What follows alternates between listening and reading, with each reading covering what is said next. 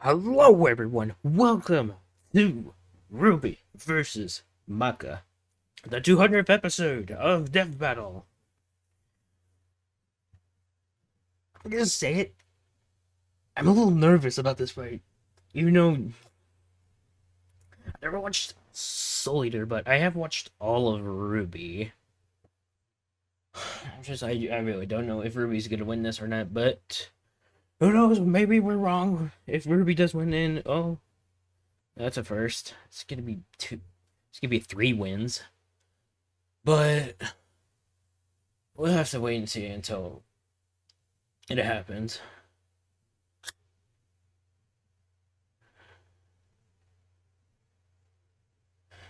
Maybe after this, maybe I'll go give Soul Eater a watch soon. So, I'll see you guys when it premieres.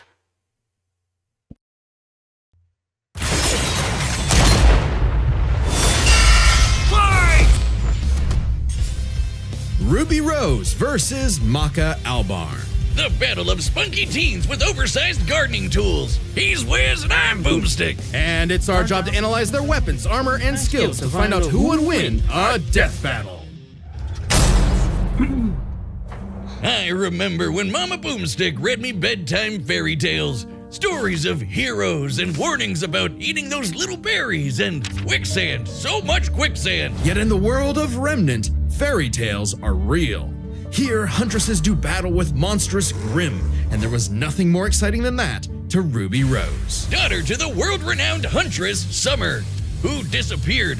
Little Red really wanted nothing more than to be a huntress. Her dedication paid off. Admitted into Beacon Academy 2 years ahead, a premier school for huntsmen and huntresses, Ruby clearly showed prodigious talent. Not just that, she's got the weapon geek gene just like yours truly. Ruby doesn't leave home without her trusty Crescent Rose. It may look like a high-tech scythe, and it is, but it's also a gun.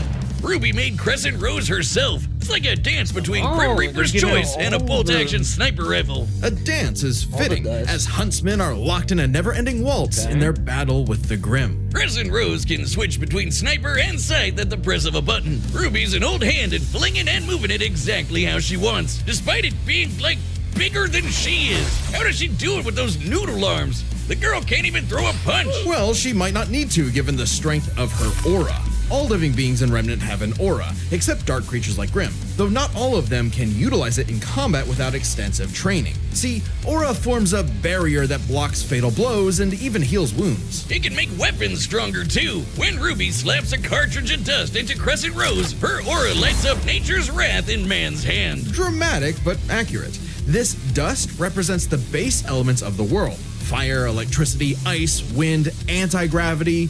Does that last one count? Rule of cool, Wiz. She's got the eyes of a hawk, and when she shoots you with dust, a bullet wound's the last thing you'll be worried about. With enough of a boost, ice dust can freeze over whole mechs, and she can power up her kicks to crater military-grade steel. A person's aura may be limited, but Ruby can keep track of hers with this handy health bar on her not smartphone. Ruby blasted through Huntress classes with flying colors. Almost right away, she was appointed the leader of her own group, with Weiss Schnee, Flake Belladonna, and Big Sis Yang Jiaolong. Oh! I get it!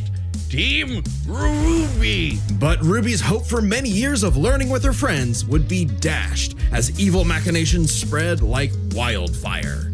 And with a flash of silver light, Beacon had fallen. Ruby's friends? Dead. Her school? Totally wrecked. Her sister? Disarmed. All because of a lover spat that went way too far. Salem saw the world divided, and it was time to say goodbye to any happily ever after. But Ruby wouldn't give up like that, so she set off to change the world. Even as Crescent Rose began to feel heavier and heavier. Could she really save the world like her fairy tale heroes? All she did is what she's always done and never stopped moving forward. Because Crescent Rose wasn't the only thing she needed. She had to improve her semblance too. Right. While aura is essentially the manifestation of one's soul, the semblance is an expression of their personality. Basically, it's a superpower farmed by aura. And Ruby's got super speed. Or a teleport? Or what is she doing exactly? Close. This is Petal Burst, a mixture of speed, teleportation, and intangibility. Wow. Ruby can rocket from one point to another in milliseconds. scenes. by literally bursting into petals. Sort of. According to Best Robo Girl Penny, Ruby's semblance is extremely complex and variable. It involves breaking her body down to its molecular components before zooming off in complex paths, negating the laws of mass entirely. AKA Super Speed Plus. And Nora is best girl. Ruby's petal burst is so quick she can make flying missiles look completely still. Good luck tagging her with a bullet or a breadstick. She is certainly quick enough to give Emerald and Mercury a hard time, and they've dodged actual lightning. She's faster than Blake, who could keep up with the most cringe faunus of all, Adam Cringe Taurus. faunus. Well, he did draw his sword fast enough to parry an actual particle beam. In real life, such a beam is created by accelerating charged particles to just under light speed. So, that's impressive. With such a powerful ability, Ruby could safely shine her smile for years, even as she carried the fate of Remnant across the world.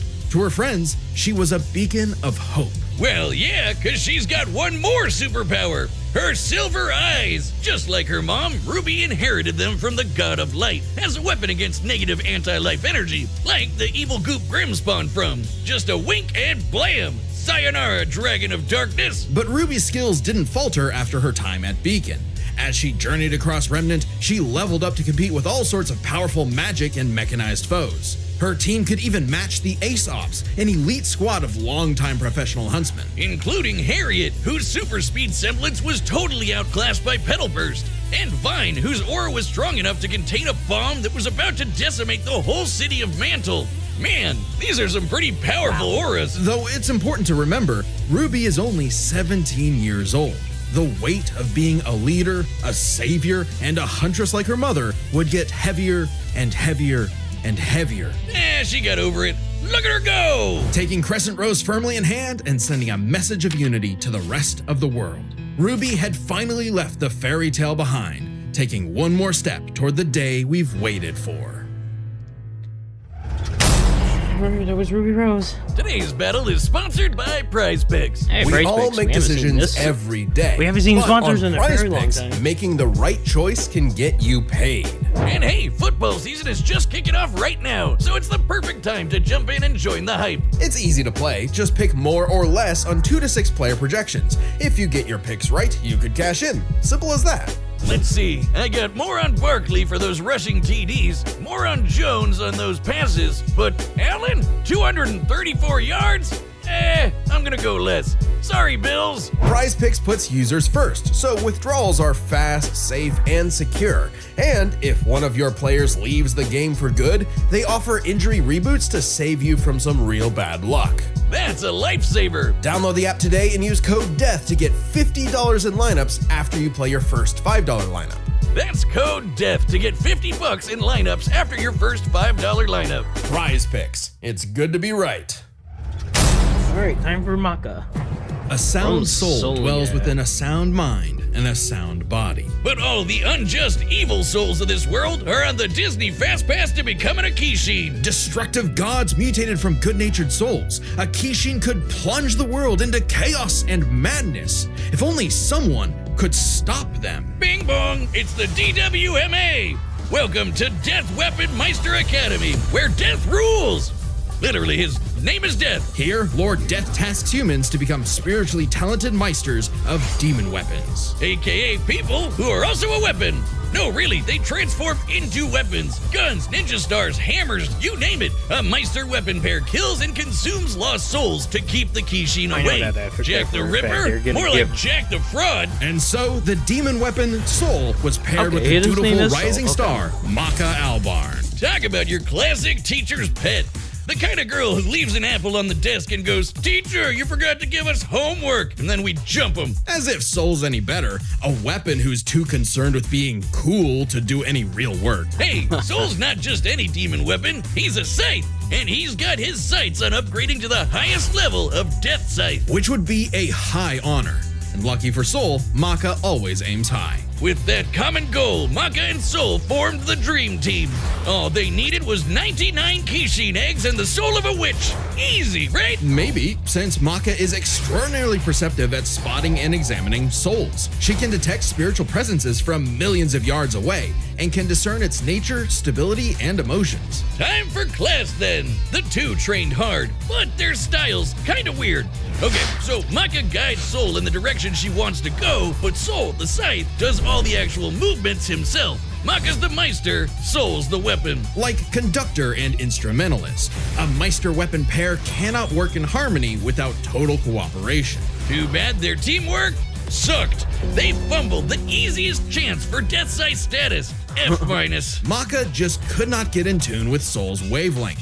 She was skilled, sure, more skilled than most. Keyword, most. There were plenty of rivals showing her up, like Blackstar and Tsubaki. Really puts a damper on the straight A's when this show-off is doing better than you. It was up to Maka and Soul to improve their teamwork through soul resonance. What I said about wavelength wasn't metaphorical. Rather, wavelengths are the means with which Meister and weapon draw strength through each other. Think of two wavelengths as different emotional amplitudes that must merge at one alignment. If the Meister's the guitar and the weapon's the amp, then they create a feedback loop to increase its frequency. That's soul resonance. Soul resonance creates a telepathic link and surges their strength and speed. And preps them for cool scythe moves like the Witch Hunt Slash, a big energy strike that puts the L in evil. As the name implies, it works especially well against witches and other evil creatures. It's not exclusive or anything. It's actually really deadly against So evil because of Maka's thing rare doesn't even anti-demon wavelengths. against- Basically, being a goody It only little works two-shoes against gets her the witches and power of purity or whatever. evil. Maka and Soul were becoming a synchronized unit, though one would sometimes need to rein in the other's idiotic habits. And the other guys gotta stop their annoying overthinking, Wiz. But everything changed after a, unique encounter with Krona, which nearly killed Soul. Now Soul had an ogre pal in his head, waiting for him to swing on over and play the piano. Yep, Soul got infected with black blood. Black blood was specially brewed as a weaponizable blood. It hardens and strengthens its user's body, inside and out, increasing their physical ability. They can even block blades with their bare skin. Too bad it comes with a little side effect of madness with a capital M. A force of fear and sadness all living things possess, which threatens to ruin the world. So it was kind of a big deal that Maka was bummed by how she got Soul in a jam. But thanks to Soul, she got over it and even welcomed in their new little ogre buddy. Now when Soul plays his grand piano, their soul resonance sings even louder through the black blood. Giving Maka all the perks of black blood too, even the crazy parts. Okay. Bet you didn't expect that, Krona. But evil saw their plans through. The Kishin Asura had arrived. Madness was spreading everywhere. So Maka and Soul had to lock in and upgrade their witch hunt to the even stronger demon hunt slash. They went on even more missions to reap souls with classmates like Blackstar, and that guy outran his own shadow. Perhaps the most obvious evidence ever of faster than light speeds. There it is. And Maka could finally keep up with him. Pair that with her fight with the demon tool Gopher, who could obliterate whole mountains, and you've got one hell of an ass kicker. And yet, Maka's relationship with Soul still faltered. Soul was the real star here. Even other Meisters were trying to take him as a weapon, away from Maka. I mean, he literally moves himself, so Maka couldn't help but wonder if she was holding him back all along. But Soul said the truth. In all of their missions, their teamwork was the key to their victory. An orchestral performance is only as good as the one conducting. And so, their wavelengths played in harmony, and Maka donned a dress of black blood. It's an armor literally made of blood, and it lets Maka fly around and shoot out her soul as an epic sound wave. So freaking metal! At the same time, Soul discovered he could hack souls and directly transmit Maka's anti-demon wavelengths, basically shutting their enemy completely down through Soul Adagio. And they finally achieved Death Yep, Sight. there it The is. dream's Yeah, here, stick with baby. me. So when Krona's own black blood reached its final stage, Maka and Soul flew to the moon. A moon small and unassuming, but so dense it has the same mass as the planet itself. The very world's sanity was at stake. Krona might have gone insane, but Maka still reached out to their new friend's soul until the Kishin showed up to ruin everything. Come on, Asura, they're having a moment here. timing, bro. In what would be Maka's final exam, Maka, Soul, and all of their friends faced off against the Kishi. And she passed. A+. Maka pulled her weight and perfected her teamwork with Soul. Their wavelengths were pitch perfect. Asura did everything he could to separate them, crater them into the moon, punch holes in Maka's chest, tamper their souls with madness, and each time they successfully realigned their wavelengths. Until they kicked his ass with one final upgrade, the Kishin Hunt Slash. Maka Chop! Now that's what I call absolute cinema. Because a sound soul dwells within a sound mind and body. So should you feel overwhelmed by evil's roars, just write 4242564 whenever you want to knock on death's door. Congratulations to us. Wiz, your ego is showing. It always is. And why not? This death battle is episode 200. Well, yeah, it's a big deal, so we've got a big discount on our website to celebrate. That's www.deathbattle.gg. Website members already get awesome deals like exclusive Death Battle merch, the whole episode archive, including episodes not on YouTube, and a bunch of behind-the-scenes goodies. And if you sign up today, you can use our code DB200 to get 20% off. You can only grab this discount in the next 2 weeks, so use code DB200 to get 20% off your website membership as soon as you can. Where else are you gonna find such absolute cinema? No, really, we made an absolute cinema desk mat that's on the store. It's cool as fuck. I want it. But I can't get it. All right, Okay, the combatants time for the are death battle. set, and we've run the data through all possibilities. It's time for a death battle! Okay, it's official. This is so not cool. Oh, come on, Soul. Our target should be here, so try helping out. Hi! Who you looking for?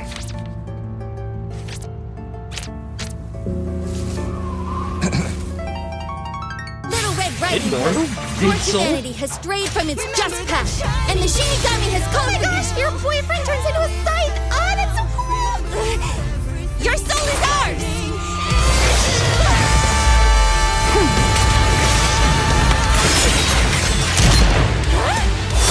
I like my soul, thanks.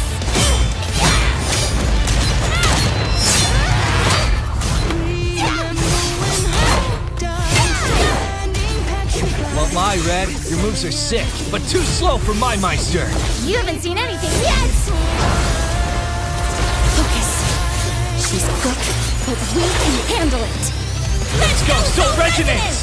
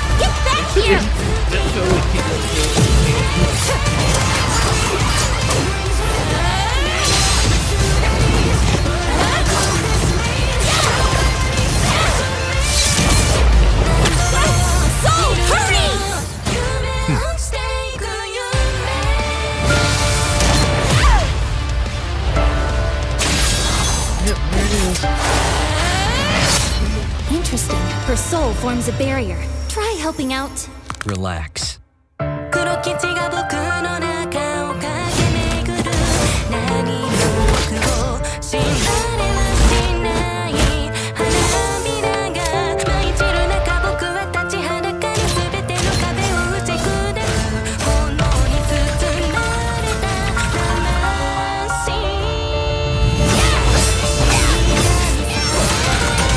Sorry, but I'll never stop fighting.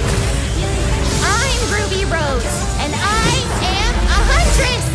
Soul Adagio! Ruby! The wavelengths! Damn it, she's... Stay strong, Maka! You got this!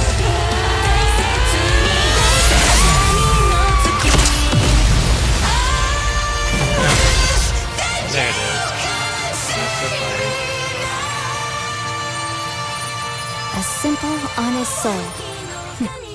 Ruby Rose, huh?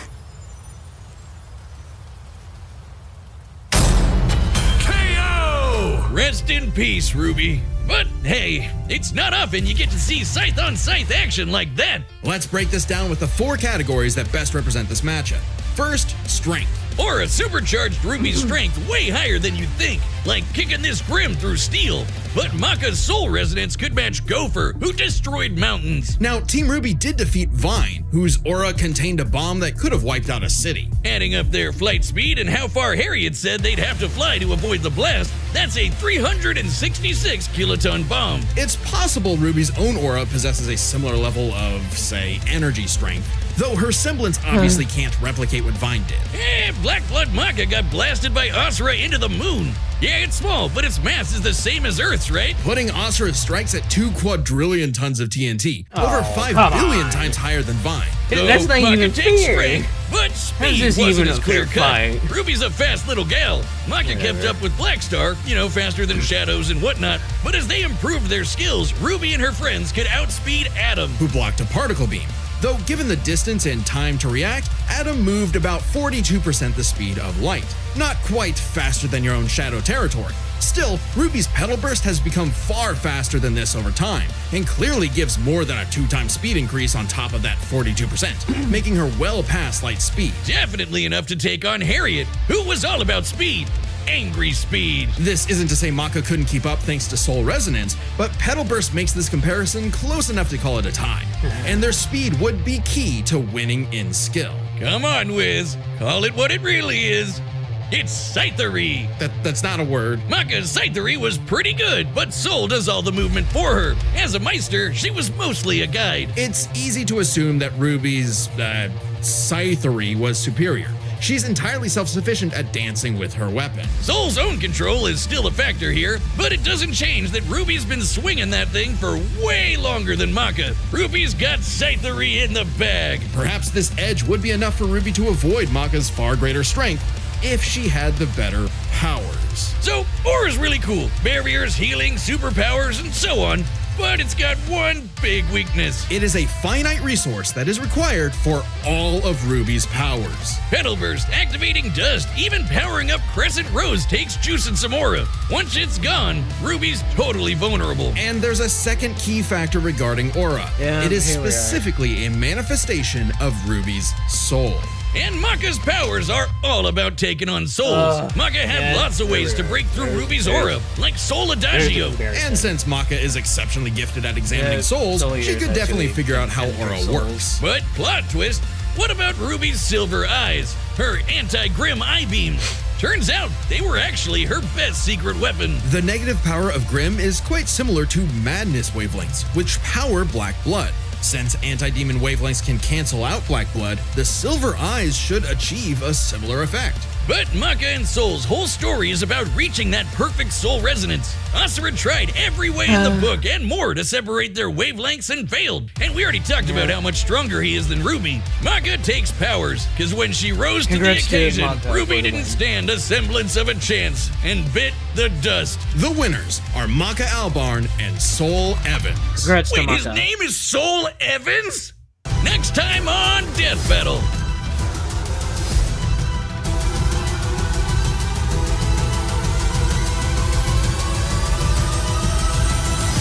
Subscribe and join as a member to Blade see versus more Death Buffy the Battle. Vampire Thanks for Slayer? watching.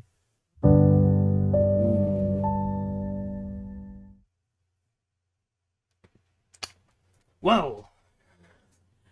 What an interesting thing. But it's not going to be personally on my favorite list. Not alongside Popeye versus... Not against Saitama versus Popeye. But that was a good episode. So I hope you guys enjoyed it. And I will see you on the next reaction. Bye-bye.